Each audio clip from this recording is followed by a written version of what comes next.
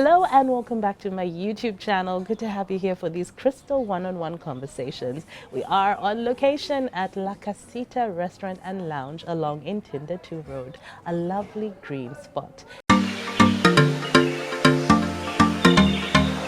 Now, over the last few weeks, I've been having some very interesting conversations around financial management, in terms of financial literacy and investment opportunities. I did find out about Uganda's first dollar unit trust fund, and that led me down a road where I've been speaking to different people. Now, today, I do have a portfolio analyst joining me from Old Mutual Investment Group. Now, that is formerly UAP, Old Mutual Financial Investments. His name is Godfrey Bukomeko. Do welcome to the show. Thanks, Krista, for the invite and for hosting us. It's a pleasure to have you. Yes. I had to ask a few questions before we started because I read about insurance analysts, I found out about research analysts, and you're kind of like all those things, aren't you? Yes. In a way. Yes, so much in a way, my role and what I do at Old Mutual is break down the entire landscape of the macro economy. So everything from the basic economy, the base economy effect, that's what's happening in agriculture, industry, and how that evolves into the capital markets, the money markets, and the financial space. So insurance is actually part of what I have to keep abreast of, and all of this is done in order to deliver a stable and sustainably higher return to the client. So this is all done to benefit the investor that is trusting us with their money. Okay, yes. Okay.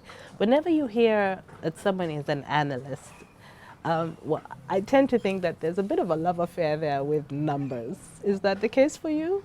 Yes, it is. Has it always been the case for you?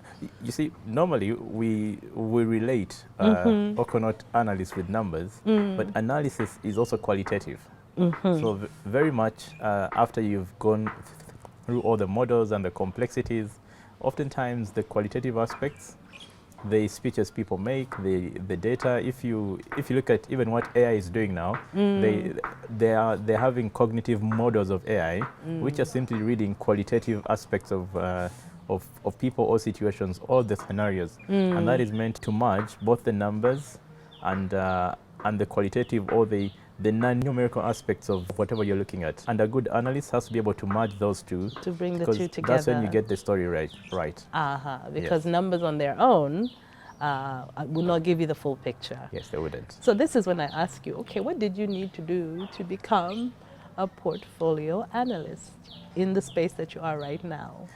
Actually, where I'm seated right now is sort of like a culmination of the universe conspiring to get my what I love to be aligned with my evolution. So basically my calling. Okay. There is a unique story I tell. In my Form 5 at Budo, I was going through the junior library and I landed on a book by George Soros. And there was a quote. And the quote in that book was that if you want to have fish, go be a fisherman. If you want to have bread, you go create a bakery. Yeah. So if you want to have money, you go deal in money. And that transformed my understanding, because up to that point, that's very true, actually. Up to that point, I was working hard to become a chemical engineer. This was your Form 5? Yes. And that's when that's where my mind was. Okay. But that totally transformed my thinking. And from that point onwards, I started reading about the investment space. Of course, you find that our education system does not have a lot of information in regards to that. Yes. But into my vacation, and I recall I had a bit of a standoff with the old man. I told him, you know what, so the plan was you're going to become a chemical engineer. Yes, so now the plan had changed, and I was telling him, look, I need to find a way to get into the investment space. Yes, whether globally or locally, but in one way or another. But see, even for the older generation, they don't appreciate. Until now, they weren't appreciating it. Yeah. Well, long story short, I went to Makerere. I did quantitative economics. Okay. Yes, and I was told it was a very easy course. No? That was a lie, but I managed to get through that, and then eventually I went on to Stanbic Bank, where I worked in the treasury department in the middle office. So the middle office is sort of like you're the product controllers. So that's a bit technical. Just to ease it, you're the people that that tick off the numbers. Okay. You're the ones who look at what the traders and dealers and all these other people are doing, and then get to align those numbers along with the systems that are handling that entire book, and then correlate it and make sure it is correct as it feeds into the financials. So you substantiate the numbers. That's both the profit and loss, and also the balance sheet. Now that gave me actually a lot of training. Okay. In terms of understanding how an investment house should actually run. And then it was from there that I eventually joined Old Mutual. And yes. Interesting, because I was reading that essentially what you do, I mean, your position is one of the top jobs in business, apparently, and Yes. finances. I was like, ooh, okay.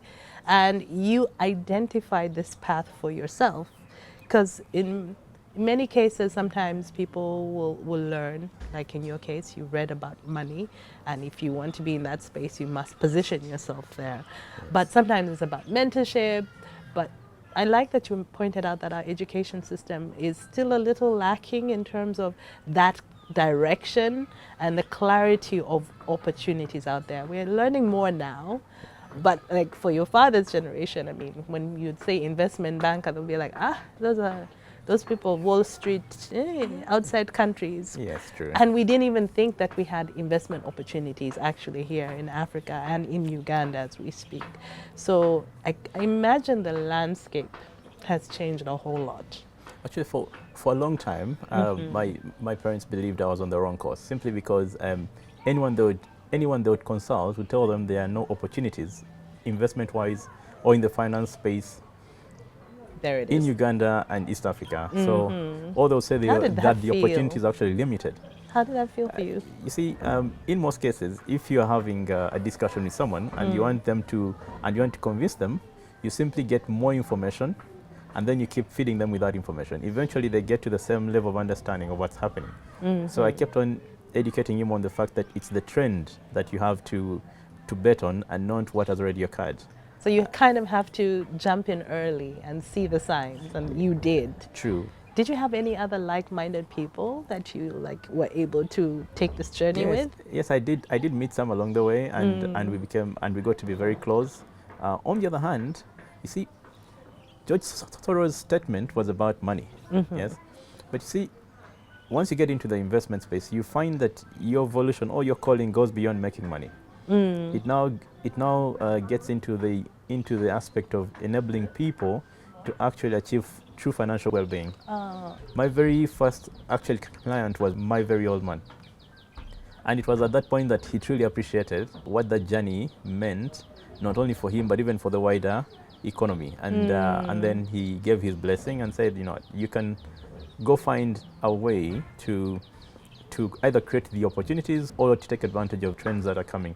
And if you notice right now globally, it's not only Africans that are looking for the opportunities within Africa, but there are so many global funds, global investors, portfolio that are players coming that in. are actually aggressively looking for how to enter into the African environment. And the dynamics here are very unique, Yeah. but so are the opportunities. So why are the dynamics so unique? Is it because in a way it's still a virgin space? Yes, in a way, it has not evolved to a level where regulations get to make it difficult for you to play. But also, there are so many untapped opportunities within Africa. When you look at our demographics, when you look at our saving levels, when you look at insurance, the penetration of knowledge itself, see, you can tell that it's at that point where it's steadily growing to get to the tipping point. Now, once it reaches the tipping point, there will be exponential growth. Yes. So all the international players and even the ones that are local, you find that they are positioning to be able to at least have a share of mind and wallet within the continent, mostly for the younger population, because majority of the population are youth. Now, in terms of that also poses a challenge, because if majority of the population are youth and they're not educated in terms of financial education, Yes. yes, then they're poised to create a risk not only for the governments, but even for the wider economy. So so in terms of, so you'd see that it was easier. There's a joke going around that, people maybe 20 years ago used to be able to take care of a family, take children to school, build a house on a one-income family. Thank you, yes. Right now, a one-income family, you struggle to even raise 2 kids. It's and very take difficult. them through school. Yes, so Let's even talk about things like just buying a house, buying a home now the house is a cost whole 20 other years thing. ago, Yes. that's so different now. Yeah, so someone tells you it's okay to get a mortgage, but when they got that mortgage, it was 1 million shillings or 2 million shillings. Today, the mortgage you get for that same property is 800 million. Now, that's if you even qualify for it. But qualifying for it is one thing. Paying it off is a whole other dynamic. Now, it's important or pertinent that then the young people are equipped with knowledge, and then with also the products or the channels, because not everyone is going to approach the capital markets and play as a primary investor. So many of them would go through the secondary channels. And this is the practice even globally. So you find that in the US, in all the developed market, you find there are exchange traded funds, mutual funds. All of these are vehicles created to make it easy for you to invest your money and actually make a return that over time enables you to retire, or over time gives you the sustenance to live a healthy and beautiful life with your family. Yes. Now, key to note at this point, actually financial well-being is your first dietary addition to whatever diet plan you have. If you're not financially well, you'll oftentimes find yourself health-wise struggling. Yeah, I like that you say that, because we've had, I think over the last maybe decade or so, there's been a wave of people looking at, mental health. Of course, physical health, that one was standard. When something is wrong, you must do something about it. Sure. But we've gone into even spiritual health, we've gone into mental health, but financial well-being, as you're talking, is so important because it cushions nearly everything else. Yes, and just look at the statistics globally for suicides. Mostly men above the age of 45 constitute over 60% of the global suicides. Why? It's at that age that you realize that all along you've been doing the wrong thing. And now you do not have a way of solving that. So basically at that age, your children are going to high school, you can't afford the school fees. University is staring you in the face. They are mature, so they need better living space, you can't afford it, you can't afford the healthcare, you can't afford this, you can't afford that. Then you realize that however much you've been exercising, your health is going to deteriorate. The stress is going to eat you up. There is no way you're going to be able to keep up. You yourself are getting older, Therefore, it's important for us to be in people's faces to educate them on the advantages of starting early. And for those who didn't start early, it's important for us to give them the solutions they need so that they can be able to ride the curve, to ride that wave from where they are going forward. So now, that's so interesting, because I'm just thinking about the words midlife crisis in a way that just puts it in a whole new light, because all these expenses are staring you in the face. But then I think also, like you said, mid-40s, round about there, that's when you start to look back and you're like, what have I done in the last 20 years? I've been working with for all these years. What do I have? What have I built? What can I fall back on? Self-introspection at that point is really very brutal for everyone. I think it kind of kicks in for even in your 30s or by 35. In your 30s, you have a bit of hope. You have a bit of hope. And okay, there is the saying that it's a hope that kills you. But you see, that hope keeps you alive for your 30s. So if someone told you... And I think they say the 30s and 40s are your most productive years. Yes, but when you look at the corporate journey and the journey most people take, so in your 30s, you're supposed to do a number of things. One of them is accumulate capital. 2, you're supposed to now apply knowledge. So you're supposed to apply your knowledge in whatever you're doing. So it's in your 20s, you are mostly naive. Yes. And still figuring it out. Yes, you're still figuring it out. Now, in your 30s, you've probably narrowed down to 1-2 fields that really speak to you. Yes, I could tell you what speaks to me. Yes, because I figured that out. But now, in your 30s, you start to to take the journey of applying yourself in the fields that you believe speak to you. Now, at that point, you're putting in place your funds, so you won't be having a lot of money, but you see, you'll be having now some discipline and some resources to really go try. Yes. So so from 30 to 35, you're making attempts at different businesses, at different avenues. If you're into business, you try maybe your luck at manufacturing, you try your luck at import, you try importing different items. Maybe you'll go to the clothes section and fashion, or you go to the food stuffs or something, or to the household items. But eventually, you'll find your niche. Yeah. Yes, maybe at around 35. Yeah. Now, at that point, you have more resources. If you've been building a saving culture, you have more resources. Which is what we're talking about now. Than earlier. Now, you'll find that most men make their money between 35 and 45. Okay. Yes, because they find what speaks to them. They find what they are best at. They now begin to play to their strength. But if you have not been saving, for example, then you have not built a discipline within your lifestyle.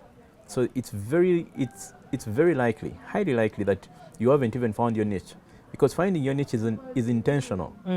It's an intentional journey, and once you get onto that intentional journey, it's like if you talk to most people, the moment they get a child, their perspectives on life change. Yeah. Because now they get more intentional about their lives. Yeah. Yes. Now it's the same way this is. This is like your baby.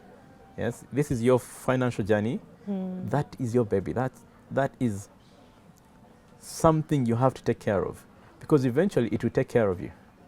So now, if you're not disciplined saving-wise, good compounds, bad also compounds. So if you're not disciplined in your finances, chances are you're not disciplined in many other areas. That's true. Now, the moment you build that discipline, say at 29, 27, 26, 25, the earlier you start, by 35, you most likely find yourself well positioned. Now, from that point to 45, you find that's when men build houses, that's when they buy cars, that's when they get the release of life. Because now, to just pick from my analyst mind, so there is what they call in science a sigmoid curve. Okay. It simply shows that everything grows gradually, or falls gradually, then exponentially. Yes. So it's like it's gradual then sudden. So that's what also happens to your financial journey. Between the time you start to harness this discipline, you find that you're not doing much, because you're saving 100,000, 50,000. But these are the seeds 200. you're planting. Yeah, so you find it's more or less insignificant, because you've been saving for 5 years and all you have is 30 million. But you see, you've acquired knowledge, and you've acquired a better understanding at that particular segment or sector than the 99% others. So when you apply that 30 million at 35, it's easy to have 100 times that by 45. Yes? Yeah. Simply because your growth is going to now become exponential. But it won't be exponential by luck or something. It will be exponential simply because you took the patience and the time during the graduate phase to master your craft, to become excellent at what you're doing. Yes, and I'm listening to you, and there's certain things you're saying, and I'm like, yes, because you're talking about time, you're talking about patience. Yeah. You said gradual. Sometimes, you're working towards a quality of life that you want to have. Yes. Some people say it's retirement, but these are the things that take deliberate steps over time. And many times we say, as Ugandans, people look for deals, especially, I guess, when they're younger. They're looking for deals. But if you don't have that intentionality, it's very difficult for you, because the older you get, the higher the sums of money that you will have accumulated to play or work with. I'll say play.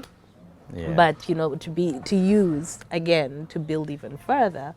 So I feel like those are things that we need to remind ourselves about, that it's not going to be like I invest today and then tomorrow I am going to be a billionaire. It doesn't quite work like that. I'll tell you this. You see, investment, just like business, actually, people tend to think that these two are different, but they are the same. Yes. And right? over time, you will find that if you view your finances as a portfolio, over time you'll find that your allocation to business and your allocation to investment are going to perform sort of like closely the same. Yes. So if you put, say, $1,000 into importation of mobile phones, and you stayed in that business for 20 years, and I took advantage of opportunities in the capital markets for 20 years, you'll find that where you're going to finish, yes, if you're disciplined and you never withdraw your capital or your profits. You don't spend Yes. what you make, everything you make. If you plot out your average rate of return over that period, it's going to be the same that I'm going to have in investment. Why? The investment landscape provides opportunities that tend to mirror the business cycle. So look at investment the way you look at business. Yes, so when you invest in shares, for example, you're investing in businesses that are operating in the economy.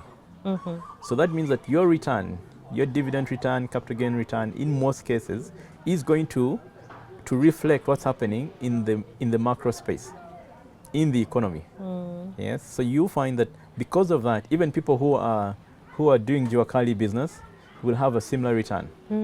So people often ask themselves, how come there are people who didn't go to school who have been prosperous?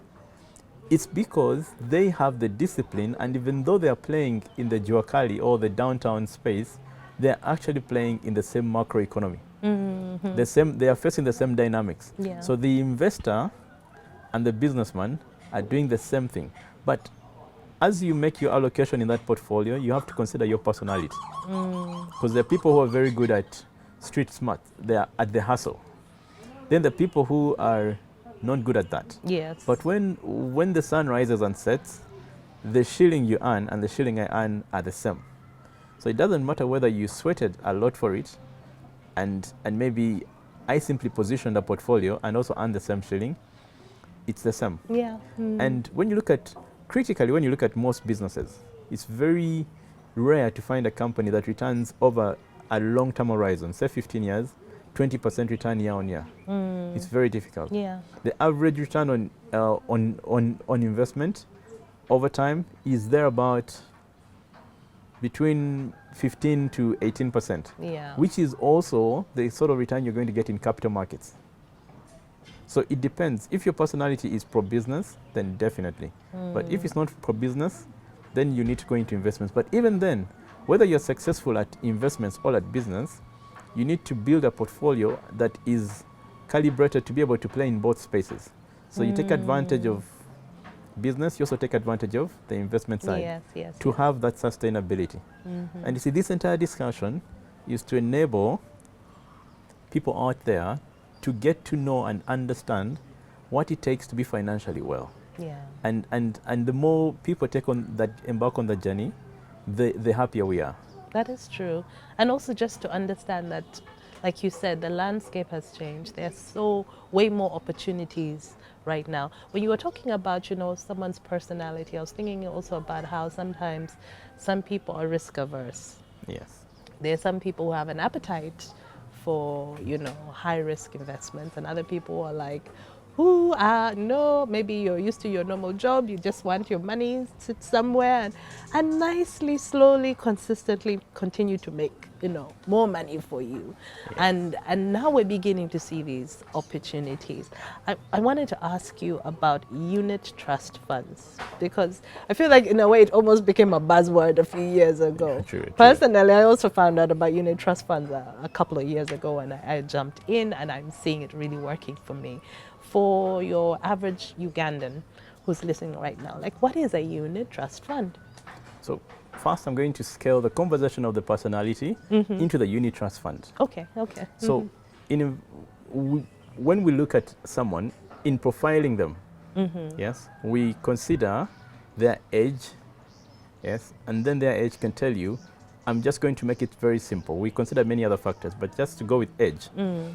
When you're younger, you can take a lot more risk. The older you get, the less risk you can afford to take on. Yes? Like I said, if you're younger, you always believe you can always recoup their losses. Because remember, for every Can always make more money. yes, so for every shilling you lose, you have to make 2 to catch up. Yes. Now, in most cases, as people are thinking about their financial well-being, yes, they have to consider their risk profile and vis-a-vis their personality. Yeah. But even for the high risk lovers, you will find that you still need to have a passive portfolio. Now that passive So that's why you're talking portfolio, about the diversity available. yes. So people will call it sometimes a rainy day fund. Other times it will be a college fund. It will have different purposes to it. An education fund, many different purposes to it. Now that passive portfolio is where the unit trust comes in. So the unit trust is a collective investment scheme. Yes, it's regulated by the Capital Markets Authority, but they also sister regulatory agencies and authorities like the Uganda Retirement Benefits Authority. There's a bit of a dotted line to Bank of Uganda in certain aspects. In certain aspects, we also have the Uganda Securities Exchange. So it's fully regulated, and it's regulated to protect the investor. Now, this collective pool is a collection of different investors' monies and funds that are pulled together, and then they are placed in a vehicle that invests in a broad spectrum, or in a broad space or spectrum of opportunities. So though they do invest in fixed income securities like bonds and the treasury bills. We do commercial paper, bank deposits, calls. We also do equities for certain funds, the shares. And then over time, we are also getting to bring on board opportunities in the alternative space. Yes, private debt, private equity, things of that sort. So this takes me back to what you said earlier, that not every person or individual can be a primary investor. Yes. Most people are secondary investors. Yes.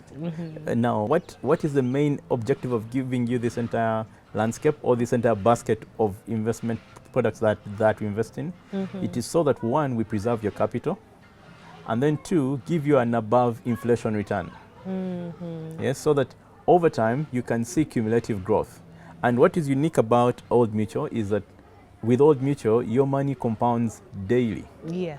Yes. You can actually track it. Yes, you can actually track it. When you log in, yes, you will see that yesterday I had 1 million. Now I have 1,500,000 shillings. And then tomorrow, now that compounding, just to stop there, that compounding is magical. Everywhere I go, I say this. There are so many wonders of the world, but there is the eighth wonder of the world.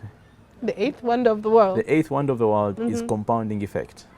Now, that compounding effect, or let me call it compounding return, if you know it, you earn it. If you don't know it, you pay it. Now, how does that work? Today, a 30-year-old sits in their small apartment and they want to get a house. They go get a mortgage, 300 million shillings. Which they're going to pay back maybe over 15 years. Yes, they're going to pay back over 15 years or 20 years, or 20. Depending on what the bank allows them to do. By the 20th year, they'll have paid 1 billion shillings in total to the bank. That's the thing. If you ever really calculate how much you're paying back at the end of the day. Woo. So you see, you're the one paying the compounding return. But if you got that strip of payments that the client, that 30-year-old is making to the bank, and they instead came and invested that into our umbrella unit trust fund, 20 years later, they'll have 1 billion. And it will be 1 billion free and clear. Yes. Now, that's yours. You notice that if they'll pay about maybe, say, 2 million shillings. Yes. Which is 24 million a year. A year, yes. 20 years is what? 10 is 240, 480 million. 480 million. Yes. But actually, they will have a lot more than, when you do the math, they'll have a lot more than 1 billion in the unit trust fund. They will have close to 1.5 billion after 20 years. Yes. Meaning, this small 2 million shillings that you're putting aside every month diligently, consistently, and you're not withdrawing it for 20 years, is equivalent to 1.5 billion. Now, just to put that in dollar terms, in 20 years, you can project the dollar to be at, say, 5,000 shillings. Yes, at 5,000 shillings, that means in 20 years you'll have, in today's terms, about $300,000. In today's terms, in 20 years. Yes. Meaning, in real money. So Visa, minus inflation, minus anything else, you have $300,000. In for Uganda's case, even globally, to have that as your cash cow, you're considered well off. Now, that is how compounding works. Yeah. So if you know it, you earn it. If you don't know it, you pay it. Now we give you the opportunity. That's a quote right there. We give you the opportunity to earn it.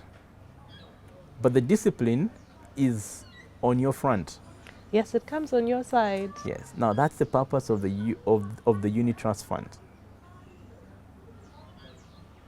Yes. Well, I am one of those people. I jumped on board a couple of years ago. Great. Because this whole journey for me started with the fact that I remember we were always told to save. And I was pretty good. I saved. But then we weren't told what to do after you saved. After you saved. Yes, because the money that you've saved, I mean, I was employed for so many years. Yeah.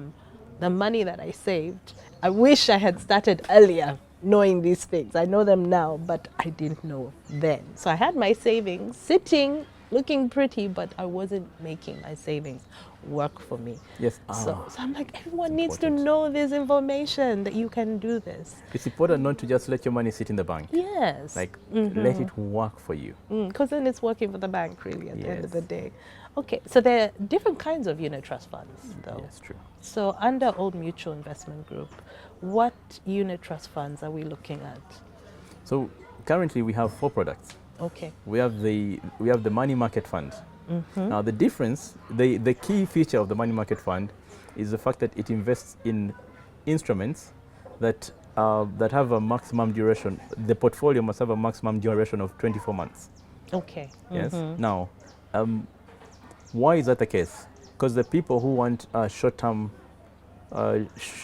investments, because they need their money back quickly. Okay. Yes. So, for example, if you are a businessman and you'd want your money to work for 6 months, but then you need it back, so typically a money market fund would work for you. Okay. But also the second category, which is the umbrella unit trust fund, has grown so much that you can actually still utilize it for that same purpose. And for it invests in longer term investments. And so you find, because the money market fund invests in shorter duration, so duration is just the time that your investments have to sit. Yes, so it's at 1 year, 2 years, 6 months, 3 months. That is duration, like the tenor, the period. I don't want to use only the financial jargon. Yes. Yeah, okay. But the umbrella unit trust fund, now, which is the flagship product actually, has a longer duration and a higher return. The average return annualized is about is closer to 12% actually.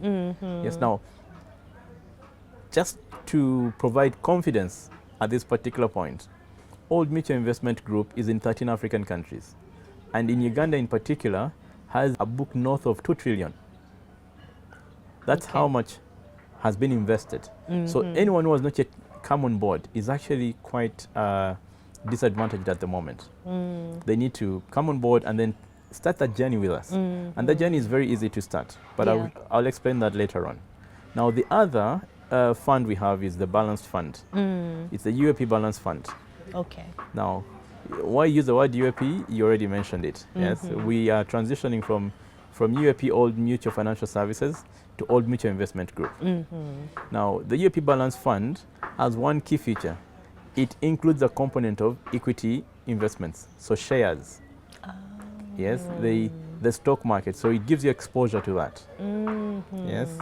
But depending on your journey and what you'd like and what you're looking for, the various investment advisors out there that work with Old Mutual can actually lay it out for you as to whether it would work for you or not. And then the new child on the block, yes, the one I'm excited about. Yes, the dollar unit trust fund. Now, the dollar unit trust fund, you should note, we are the first in Uganda to give you a stable, sustainable, high return on dollar. Yes. Yes, we're giving north of 5% on dollars. So if you earn in dollars, if you have liabilities in dollars, if you have payments to make in dollars, if you transact in dollars, if you're a businessman and you have a dollarized component of your business, you're an importer, your money should no longer sit in the bank where it actually loses value. Exactly. Banks tend to actually debit. If you bank $100,000, you lose maybe 50 or $100 on the way out. Anytime there's movement. Yes. Now, instead of that, you come to our dollar unit trust fund, and then you get to benefit at a competitively high rate, even globally.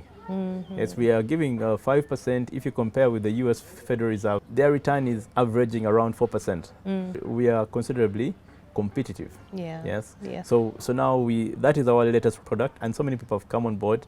But yes, I know a lot of people are excited about it. I myself am Yes. excited about it because, I mean, much as we are an economy that, you know, we deal with shillings. True. Very many people, as you said, either earn in dollars or make payments in dollars, transact in dollars all the time. And the rate can change as it does anywhere in the world.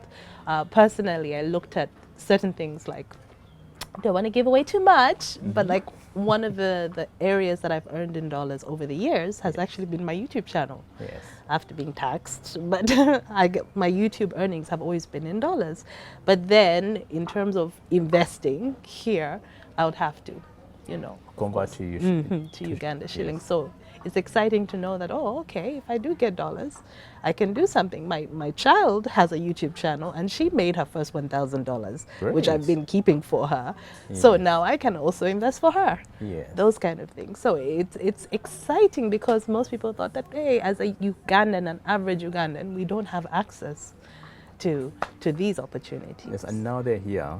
So, but how does it benefit? Like, break it down for me. As a Ugandan, how does it benefit us to take advantage of this dollar unit trust fund? So just look at the most recent happenings in the market. So the dollar went from 3,750 to 3,950 at the top. Yes. Now that means people who are actually traders, who are investors, if your capital was 100 million, you easily lost about 4% of that in just translation. Yes. Yeah. So as you go to shop from China, Australia, everywhere else, you lost 4%. And you can see that as the dollar went up, even our pump prices went up. Everything is affected. Everything got affected. Now those who are investing in dollars benefited that 4%. So their portfolios were doing a lot better. And key to note, every year we have about an average. We have an average depreciation of about between 2 and 3%. But in the bad years, we've even had 5% depreciation annual on the UGX. Yes, yes. So if you have long-term investments that you'd like to place, you need to have a portfolio in Ugandan shillings, but you also need to have a portfolio in dollars. Because we are largely a global... Because it makes sense to have both, yeah. Yes. And this is a global economy. We are all interconnected. Yes. So one day you're in Uganda, another day you need something which is in Kenya, another day you need something in the US, in China, everywhere else. And that's why you need to have a portfolio in dollars. That's principally or primarily the benefit to the different people out there. And I also think it really benefits Ugandans who are in the diaspora, who are earning in dollars. Excellent. And you find many people who are planning eventually whether to invest here in Uganda, they're sending money back home. Yes. Maybe they are planning eventually to move back home. They are trying to make sure that they can protect their dollars and keep them, safe essentially for that time. So not only are you maintaining the value of your dollars, you're actually making money. True. As well. You're making money. Your dollars are working for you. Your dollars. So the mantra we have is we need you to see in dollars. Yes. We need you to. And you see, once you get onto your financial journey, at a certain point, you appreciate the purpose for having the foreign currency. Yes, and a foreign currency portfolio. Very many friends of mine would like to educate their children abroad. True. So if you want we have international schools here. And then we have international schools. So you see, we have so many expenses that are actually dollarized. Yeah. Yes. And increasingly, there is a need to have dollar portfolios. And eventually, as we go along, we shall have even the other currencies. But for now, we need you to see in dollars to really come and take advantage of that. So what does someone need to do? Thank you.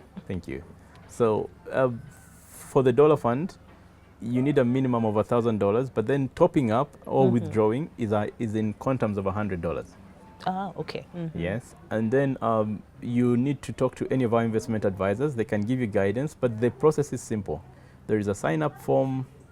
You need a national ID, passport photo, and some form of KYC in terms of a bank statement or a check leaf. That's all you need. Okay. And then you get to monitor your investment on the portal. When you log in, because you'll be given login credentials, you will see your portfolio grow. You will see it historically. You'll be able to get your statements. You'll be able to.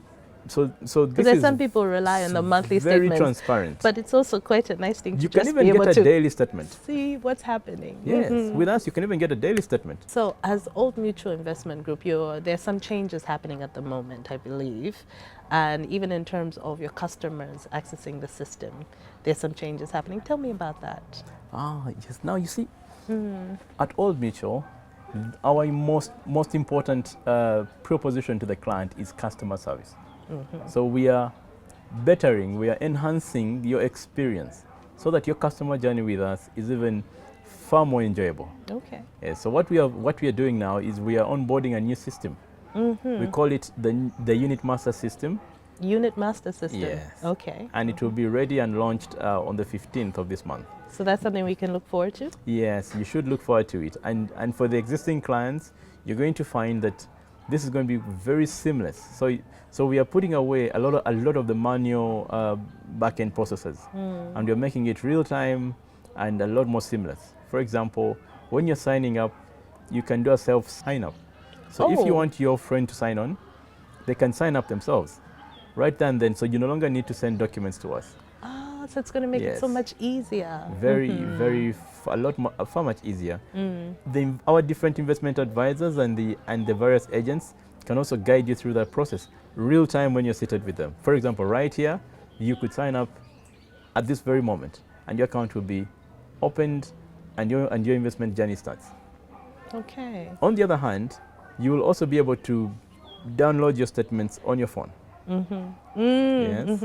So you'll also be able to initiate withdrawals now fully, because we used to be on the platform and there was a bit of a mechanical process involved. But now, in order to make it a lot quicker, you see, the experience most people have had with Old Mutual is that once you need your money, you will have it. Yes. And I think that's also one of the things that is very encouraging and for people, because for a lot of other, saving schemes, or you put your money in 5 years and then if you need it, you can't get it. The beauty is you actually have access to your funds. Yes. So we are shortening that logistical process. We are making it a lot easier for you. Yes, to get that credit, that bank alert showing that you have received your investment. Because some people, I think, still think of unit trust fund. They're like, is it like fixed deposits? But no, not at all. No, not at all. Actually, to just split, to give the differentiation of that, most times, if you place a fixed deposit with a bank, and the period is 6 months, and after 3 months you need that money, you forfeit the interest. Exactly.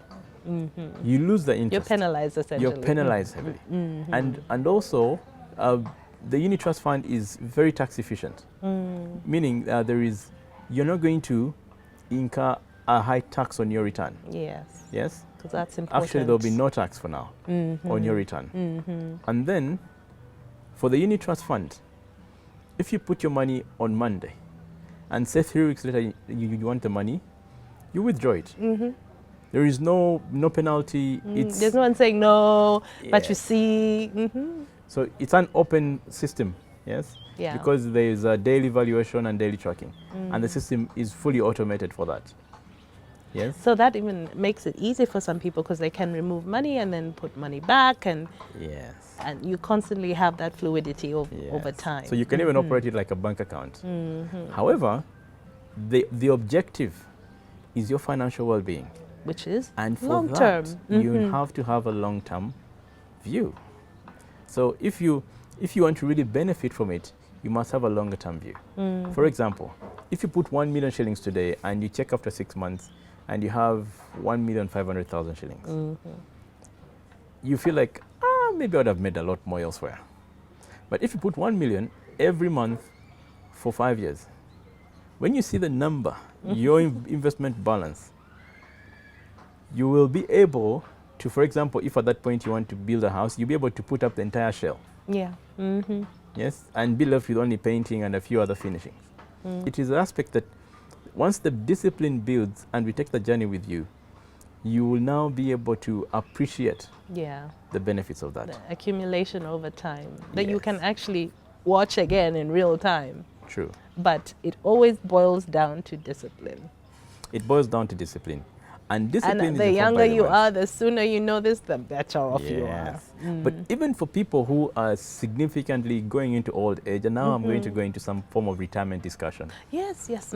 So even for people who are into old age, you find so many people don't optimize their investments or their portfolio for cash flow. So they're sitting on what we call dead assets. What's a dead asset? It has emotional benefit to you. It is sort of part of your identity. Yes, it's called Crystal Plaza, or it's that farmland that you hold, where you go and pick bananas on the weekend. Yeah, it's sort of part of your identity. But when you look at its actual value and the return you're getting from it, it's below 1%. Yes. You're actually losing value. Now, when you get a huge cash need, you now rush to liquidate it. But you don't get And you do that at a loss. at a massive loss. But you never get to liquidate it in time to be able to invest it in a higher yielding investment or asset. So give you an example. Assume an old lady, an old man out there who has, say, a home in say Muyenga. The children have left. This is a 6-bedroom mansion. It's worth maybe 1.5 billion. And this person's income per month is 2 million shillings. So they are living in a mansion, but they're actually calling out for help and handouts every now and then. Yeah. Yes, because they cannot actually manage. But they could liquidate the house, 1.5 billion, move to a quieter neighborhood on the outskirts, smaller. maybe at 300 million, and then be able to invest the 1.2 billion within the unit trust and be able to earn. Yeah, they can live off what they get monthly of that and money. Monthly would be far above 10 million. I think that is the perception a lot of people really need to get, because even in terms of, like you're saying, retirement, sometimes depending on where you work, whether you're saving with NSSF or whichever pension scheme, you'll be given a lump sum. Yes. And most people immediately, I guess this is why we keep having these conversations around financial literacy, most people think about what they're going to spend it on. Like, I'm going to do this, I'm going to put it into I'm going to buy my house, I'm going to buy the car I've always wanted, And in a way, these are dead investments, really. Super dead. Yet, if you decided to get that money, put it somewhere so that it can, continue to make more money for you, but your capital remains stable, I mean, it's a win-win situation. Yes. Right? Now, and that's why it's important to consult the financial advisors. Now, as you consult So it's them, never too late. Really. No, it's never too late. Now, the younger generation they don't have the assets that they can liquidate to start that journey. The older generation has some assets that they can liquidate and repurpose and reposition to create for them that financial wellness. Yes. Now, but for the older generation that don't have those assets, now that's a different narrative. They also need to start somewhere. Because you see, these days when you're 55, you think you're old. But the average person is living up to 75. Thank 80. you. You might live till 90. Exactly. And many people don't even consider the fact that, okay, maybe you retire at 55 or 60. But if you're going to live to 90, that's 30 years. What kind of lifestyle are you going to be able to afford for all those years? Now, you see, if it's 30 years, if you got wise at 50, for example, and you have close to 30, 40 years, those next 10 years between 50 and 60, you can actually do something that sets you up for financial wellness from 60 till you see the light at the end of the tunnel. Yeah. But you get that it's never too late. But there are always dynamics that you have to discuss with your financial advisor, and we have quite a number of those out there, so that you can be able to know what you need to do. Yes, well knowing that whatever happens in your financial portfolio, in your financial journey, is going to impact all the other facets of your life. Yes. So I understand now, when you said once you figured out what you wanted to do, you also understood it was about helping people in their financial well-being. Because it's good to know what your purpose is, but at the end of the day, whatever your purpose is, it should be of service as well. Yes. So I see what you mean. And actually, Old Mutual exists to enable you take that journey, to ease, to remove the friction. Because if I started to educate you on what a bond is and how to compute it and how to go through it, there are some people like, so many people would get they're like, this is too complicated. It would be too much. No. So we ease that journey for you. We remove that friction. So we give you access to the capital and money markets without all the other complexities, so that you can be able to retire happily. Yes. Yeah. Well, Godfrey, thank you so much. Thank you, Crystal. I've thoroughly enjoyed this discussion. Yeah. Thank you for joining me for Crystal 101. Welcome. And one of the things I asked you earlier before we started filming, I'm like, for young people to understand what kind of opportunities out there, what would your advice be?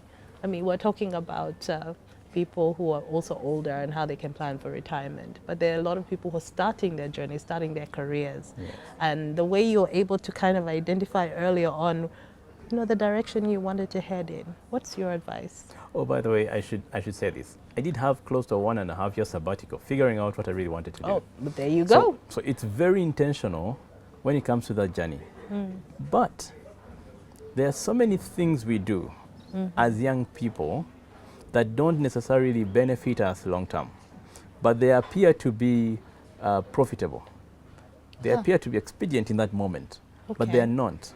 For example, a graduate of Makerere, 24, 23, starts work, and they're earning 1.5 million. Yeah. More money than they were getting as upkeep while at campus, right? And they're still staying at home. They don't need a car. Their parents are probably still subsidizing their lives. Now they wonder, what should they do? Maybe they buy a car. Yeah. Maybe they save. Maybe they invest. Maybe they go into this business I wanted to do. Go buy a goat.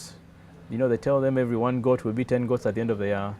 The goat fallacy. And then you have all these many ideas around you. Yeah. Now you have to ask yourself, the journey I'm on, which is the riskiest path, and what is the path that provides the highest return? So then you start to match these two. Now, when I did that analysis, I realized that actually the thing that returned the best for young people was education.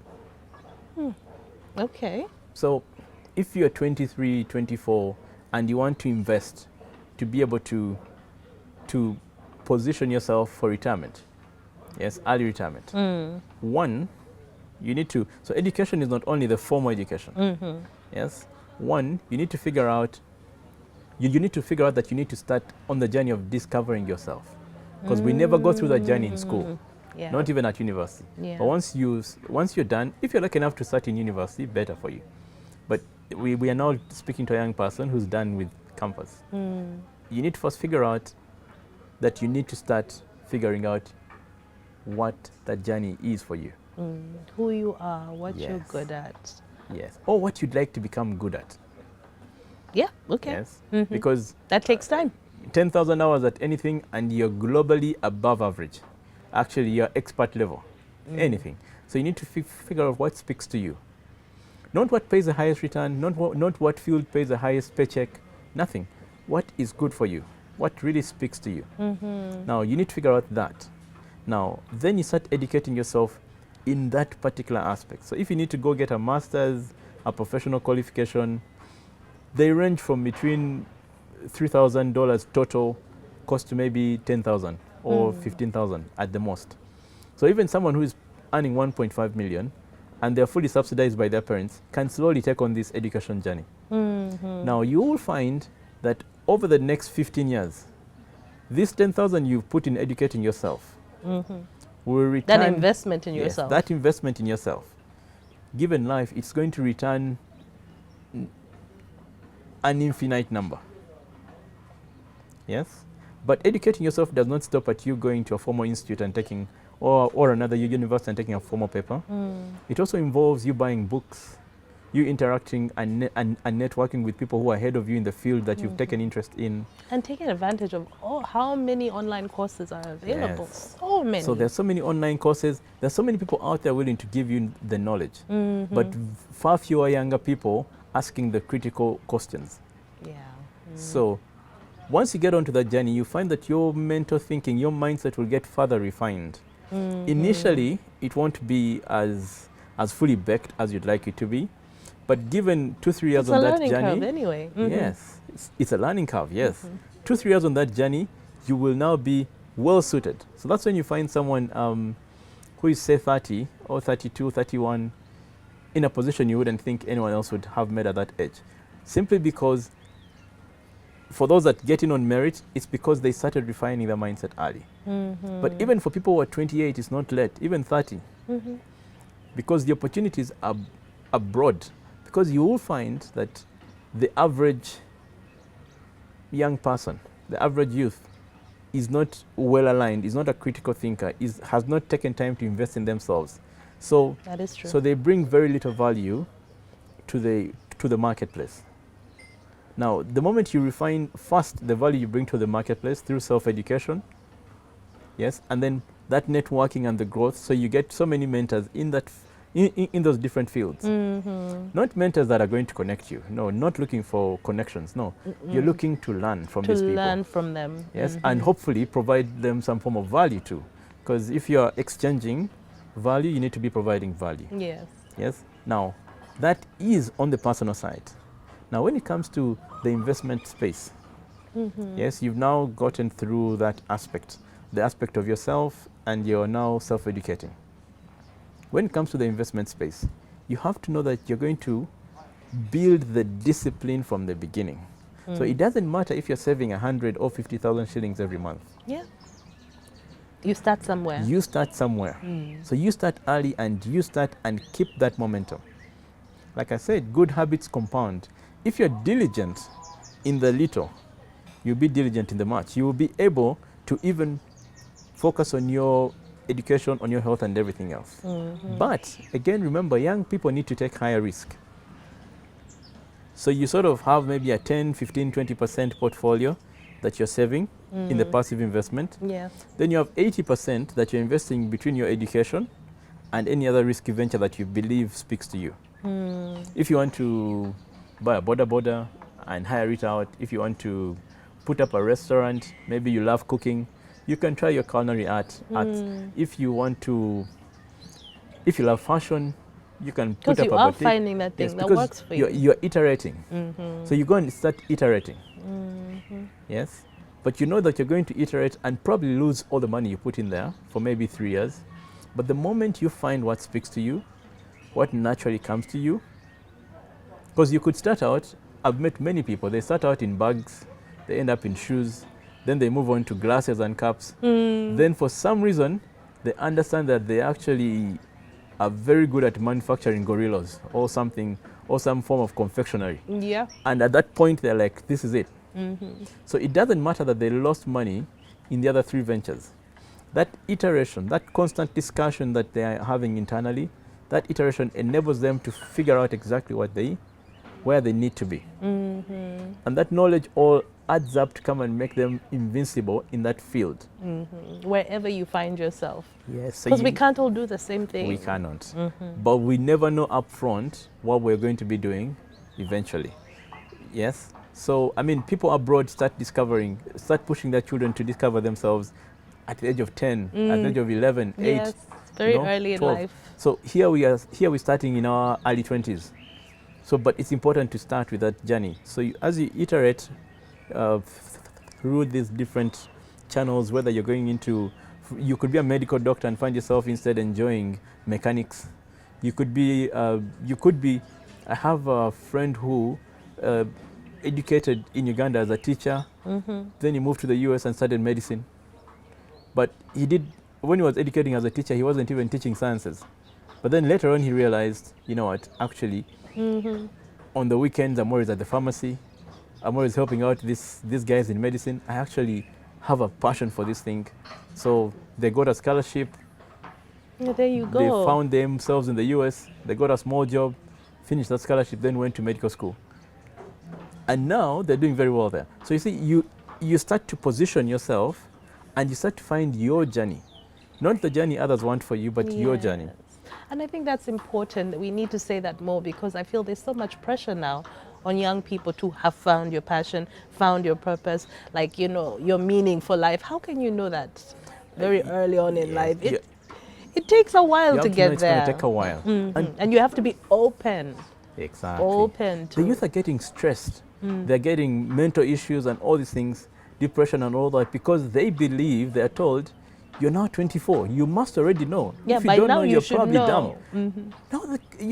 There are 40-year-olds who are still who are just Exactly. now finding Exactly. And what their space is. if you don't know, then it's okay not to know.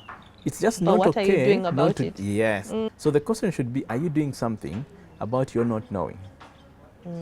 And that will help to refine the mindset of that person, of that youth, and enable them to even appreciate what we are discussing, to even appreciate what Old Mutual has to offer for them. Because they can now see where Old Mutual plugs in into their lives, where it becomes to be important for them. Yeah. So Yes. it's just a reminder that you can never stop learning. Never. Because whatever it is you pick up here, there, the other, just keeps adding to your overall knowledge bank. Yes. And then the more you know, the more you're able to use it to Yes. work for you. And in most cases, the more you know, the more you're able to give. That too. The more you give, the more you receive. That's just how it is. So as you embark on the journey, you have to notice that a lot of what you are taking in is just to enable you give even better, even more. Look at that. Full circle. Yes. The more you know, the more you're able to give. The more you're able to give, the more you're able to receive. Yes. Love that. Godfrey, thank you Yes. so much. It's been a pleasure. Oh, I really enjoyed Thanks for this hosting us. conversation.